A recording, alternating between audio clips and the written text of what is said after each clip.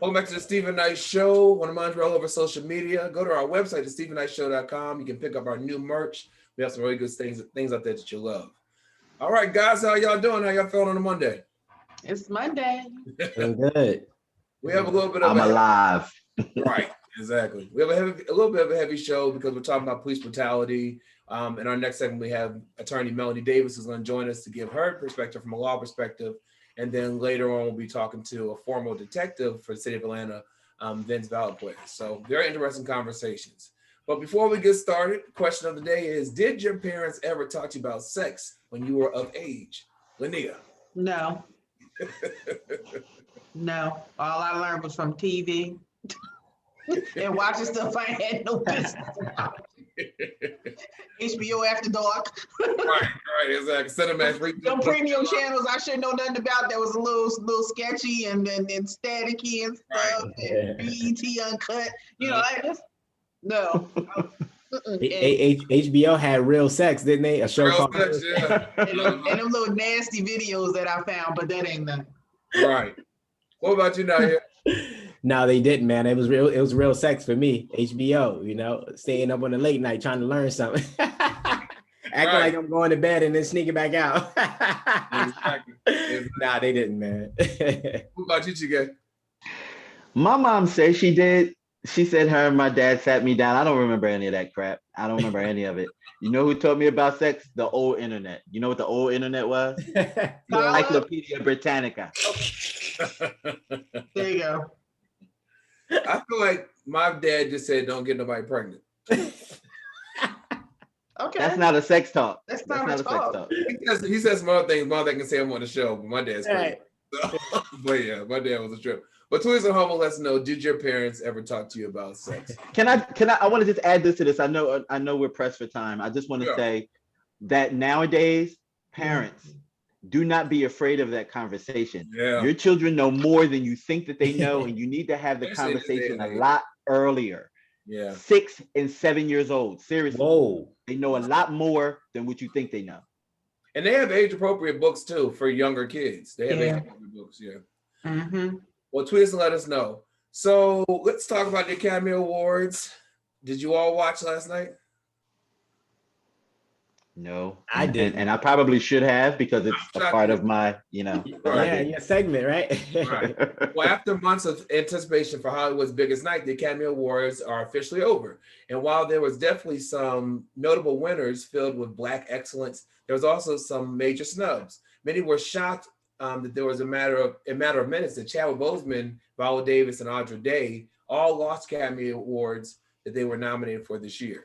Now, in 2021, Academy Awards started off on a great note with Daniel, help me out, Chike, Kaluuya winning the first acting award of the night, collecting his first Oscar in his role as Fred Hampton in Judas and the Black Messiah. Now, the Black excellence winning streak continued with Netflix. Ma Rainey's Black Bottom picked up an armful, Oscars for best hair and makeup, and apparently that was the first time two black women had won that category. And they won best costume design. These wins were followed by Disney's Soul winning the best animated feature, the crowd favorite film that featured Jamie Foxx voicing the lead character. When it was time to announce the winner for best original song, Her didn't have to wait long to hear her name. Now she's 23 years old, won her first Oscar. She also won her very first Oscar, I said, the song Fight for You from Judas, the Black Messiah. Finally, the top two acting awards were saved for the last few minutes of the show, as many were ready to cheer on Chadwick Boseman, he's been winning everything, Viola Davis and Audra Day for winning, but sadly, that wasn't the case. Chadwick was nominated for Best Actor for his final performance in Ma Rainey's Black Bottom. She lost to veteran actor Anthony Hopkins. Now, he was the oldest person to win the award at 83. For Best Actress category, both Viola and Audra Day lost the Oscars to Frances McDormand. Social media had a lot to say about the Oscar snubs, as Chadwick, Viola, and Audra were top trending topics as soon as it was announced they didn't win. Were you shocked, Chike? I'll start with you since this is your thing. Were you shocked that they didn't win, or did you think that the people that won deserved it? I wasn't shocked. I didn't feel either way, anywhere about it. But I do know this. Chadwick will probably in sometime in the future get an honorary. I'm sure that they probably will give him something. Um, and people also have to remember these awards, it's about business. You know, you have to think about Hollywood and how Hollywood works. And this is a business. And those awards just aren't awards just because they're awards. They're awards with a future attached to them in some way, somehow. It's business. And how that plays out, we will see. But I'm not shocked and surprised. I'm not. Yeah. And Nayyir, Tyler Perry was honored with the award yesterday. I think a humanitarian award. And he gave a rousing speech. Everyone said it reminded them of Oprah at the People's Choice Awards a couple years ago. And the also surprised at all because Hollywood never looked at Tyler Perry. He created his own, and he established his own, and now he has a voice. He's a mogul. What are your thoughts on him being honored? And do you think it's about time? Yeah, it's probably is past time for Perry.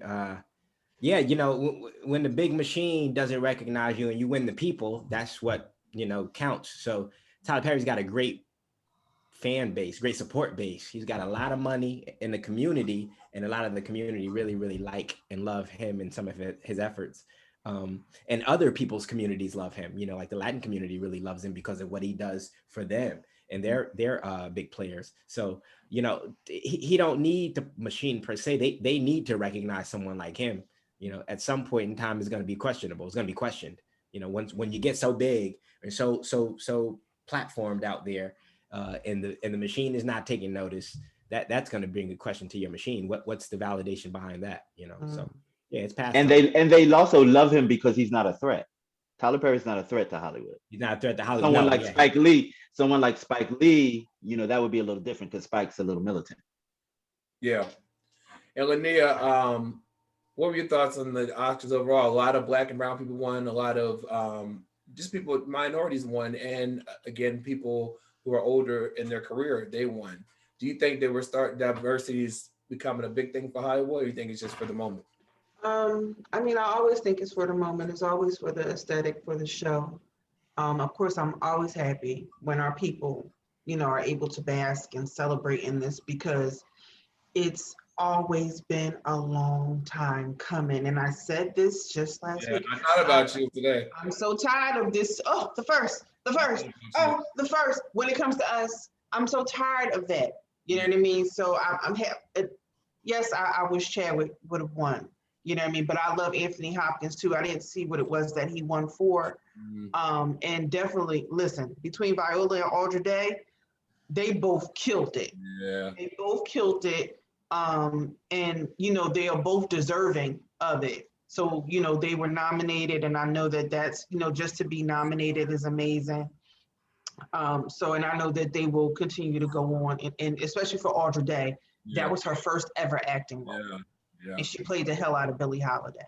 So that in and of itself says a lot to her, and she has a bright future.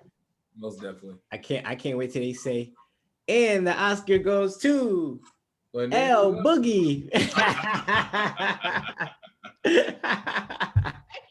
Well, listen, guys, we're going to take a quick break. We're going to come back with attorney Mel Davis to talk about police brutality. I know we have a lot to say, so we're right back after this.